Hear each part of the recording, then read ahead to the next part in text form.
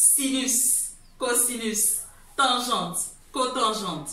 Les notions trigonométriques posent beaucoup de problèmes aux apprenants. Vous l'aurez compris, dans cette vidéo, nous allons apprendre à utiliser les fonctions trigonométriques. Bonjour et bienvenue dans le cours de maths de El Professeur Karine.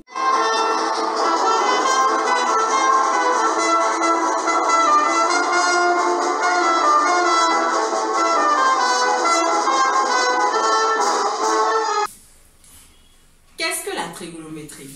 La trigonométrie est la partie des mathématiques qui fait le lien entre les longueurs d'un côté des triangles rectangles et la mesure des angles de ces triangles. Les formules trigonométriques permettent de calculer les longueurs d'un côté d'un triangle rectangle en connaissant la mesure d'au moins un angle de ce triangle et aussi de calculer les mesures des angles autres que l'angle droit d'un triangle rectangle en connaissant les mesures des côtés.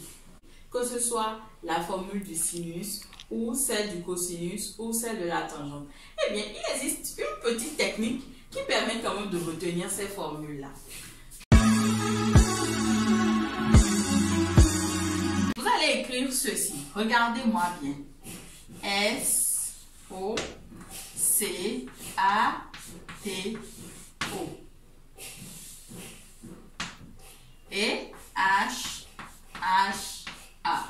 Cela peut se lire Socato sur HAA. Socato sur HAA, qu'est-ce que cela veut dire? La première lettre, nous allons prendre ça d'abord, So, S-O. La première lettre ici, là, ça fait quoi? Ça fait sinus. Et quand vous faites S, ça fait sinus égale. Le O est mis pour côté opposé. Donc, ça fait côté opposé. Sur H, le premier H, hypoténuse.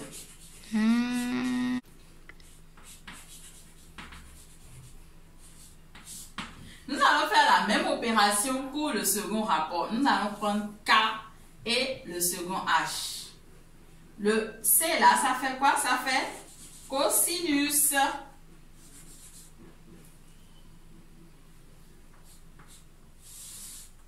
Et le A, c'est mis pour côté adjacent.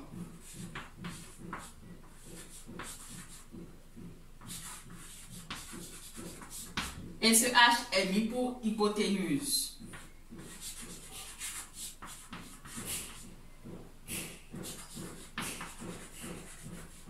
Enfin, nous allons prendre le taux. Et la dernière lettre en bas A. Le taux, le T, vous l'aurez peut-être deviné, est mis pour tangente.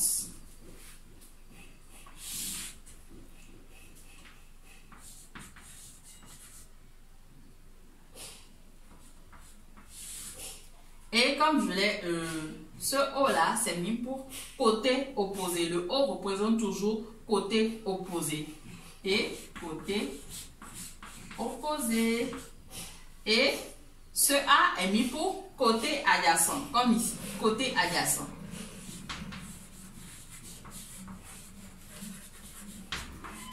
Donc, voilà une petite mémotechnique pour garder les formules trigonométriques. Il suffit de garder cette chose qui ressemble à un rapport, mais qui n'en est pas un en réalité. Et dès que vous l'aurez écrit, vous allez pouvoir décomposer et avoir chacune des formules trigonométriques.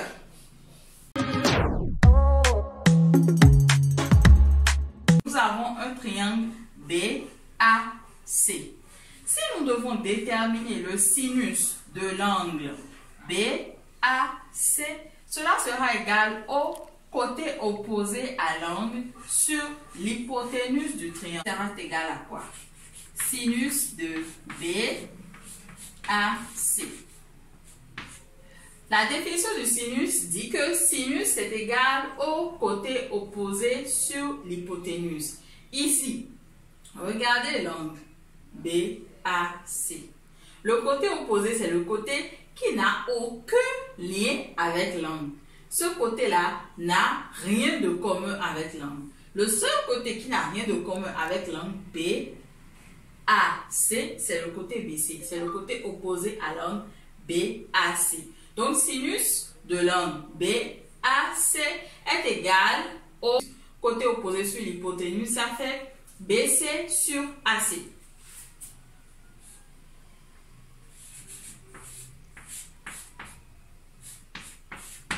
Nous allons en profiter également pour déterminer le cosinus de l'angle BAC. Cosinus de BAC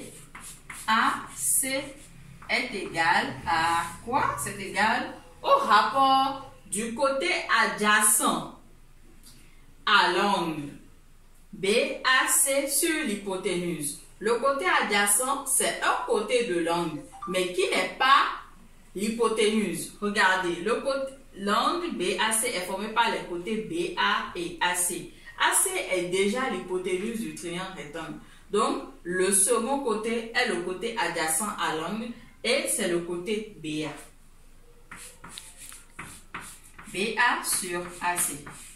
La tangente est déterminée par le rapport entre, soit vous faites sinus BAC sur cosinus BAC, qui va vous donner la tangente, ou alors vous faites côté opposé sur côté adjacent. Donc, tangente BAC est égale à côté opposé sur côté adjacent. BC sur BA. Voilà. Exemple. Nous devons calculer la longueur du côté BC. Comme vous pouvez le voir, ABC est un triangle rectangle en A. Nous connaissons la longueur du côté AC. Elle est égale à 4 et nous connaissons la mesure de l'angle ABC qui est égale à 65. Maintenant, on nous demande de calculer la longueur BC. Dans ce triangle rectangle-là, BC est l'hypoténuse du triangle. Qu'est-ce que nous connaissons? Nous connaissons la longueur de AC. AC qui est l'angle, AC est le côté opposé à l'angle ABC.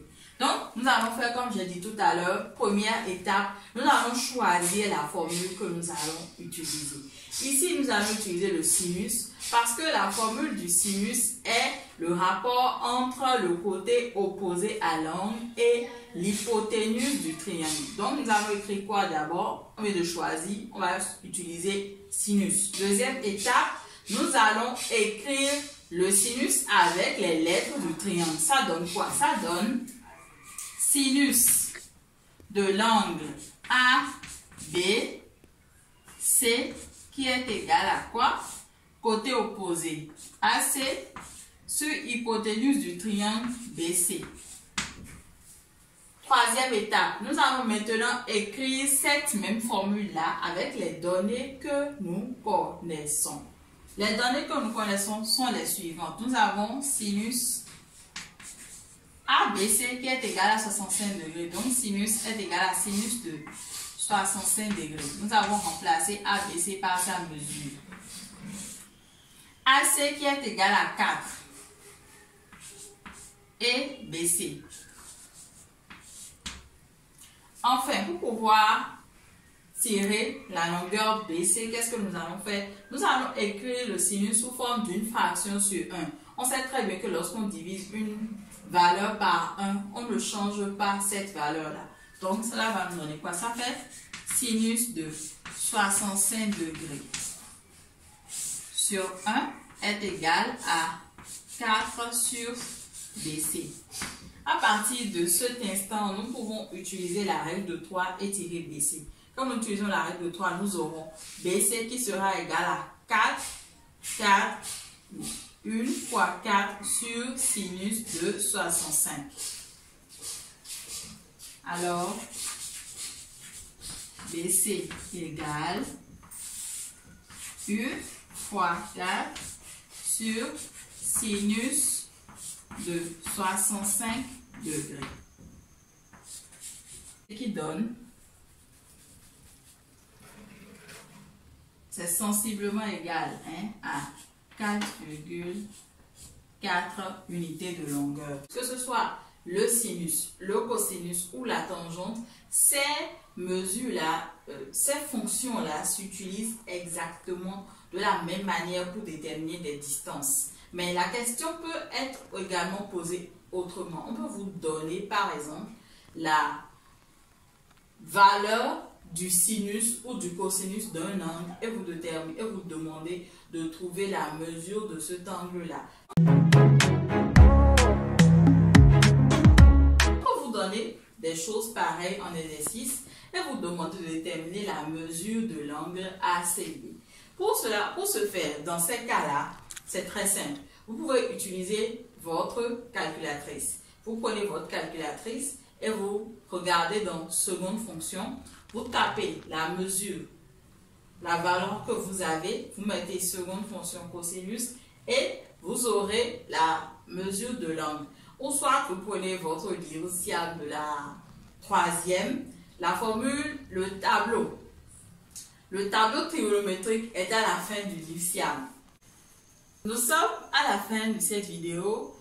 J'espère que vous avez apprécié. J'espère surtout qu'elle vous sera utile et que pour vous exercer, pour aller plus loin, comme d'habitude, j'ai laissé des liens vers des exercices corrigés en barre d'infos pour vous. Si vous avez aimé, faites-le moi savoir. Cliquez, likez, partagez, abonnez-vous, cliquez sur la cloche de notification. Voilà, j'y arrive. Cliquez sur la cloche de notification. Bisous, bisous, bisous, bisous. Prenez soin de vous. Ciao, ciao.